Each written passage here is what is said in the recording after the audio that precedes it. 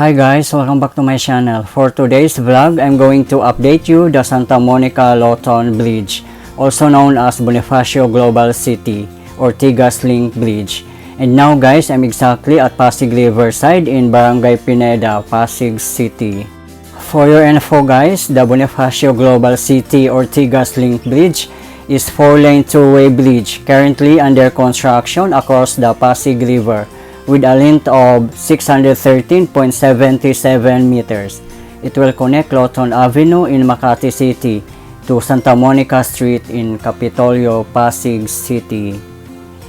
This project was conceived during the administration of President Benigno Aquino III as Phase 1 of the Bonifacio Global City Ortigas Link Road project, which will connect the Bonifacio Global City in Taguig to the Ortigas Center in Pasig. The groundbreaking ceremony of the project took place on July 19, 2017, marking the official start of construction. Excellent job, Build, DPWH and Duterte administration.